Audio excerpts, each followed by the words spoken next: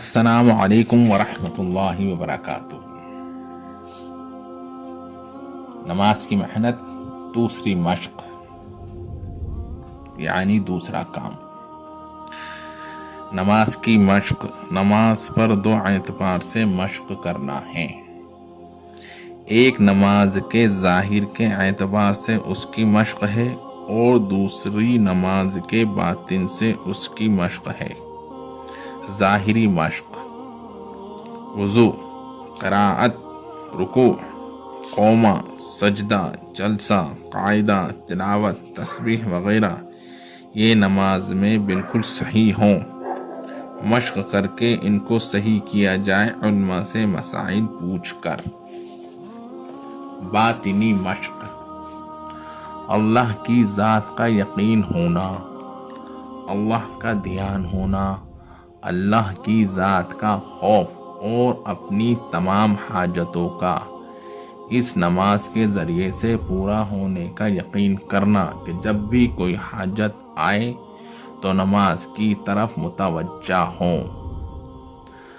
اب میرے دوستو، اگر ساری امت میں نماز زندہ کرنا مقصد ہے تو اب یہ سوچو کہ یقین پر کتنے لوگ آئے کہ جنہیں یہ یقین ہو کہ نماز سے ہمارا ہر مسئلہ پورا ہو جائے گا، اور یہی مقصد ہے کہ میں اپنی ہر حاجت کے آنے پر نماز کی طرف بار بار متوجہ اس لیے ہو رہا ہوں تاکہ میرا یقین اسباب سے ہٹ کر نماز پر آ جائے، کیونکہ نماز یقینی سبب ہے، دکان غیر یقینی سبب ہے۔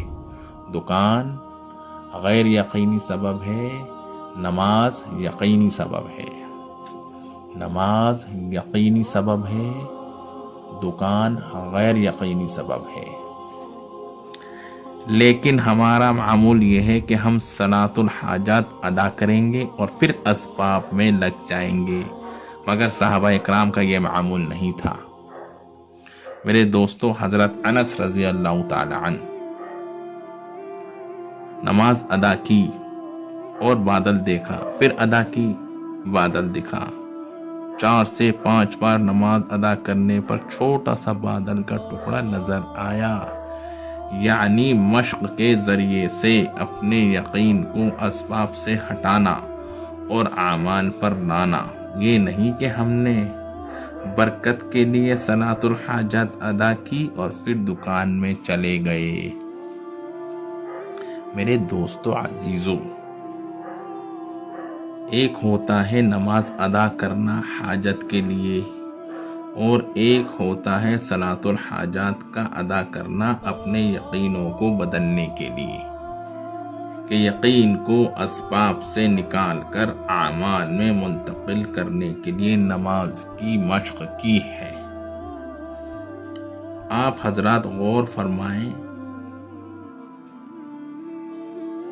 آپ حضرات غور فرما رہے ہیں یا نہیں؟ کیونکہ بیان یا تقریر کی بات نہیں ہے، یہ تو محنت عرض کر رہا ہوں جو ہمیں اور آپ سب کو کرنی ہے۔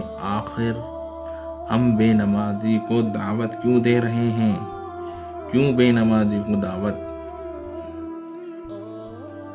کیا بے نمازی کو دعوت اس کے بے نمازی ہونے کی وجہ سے؟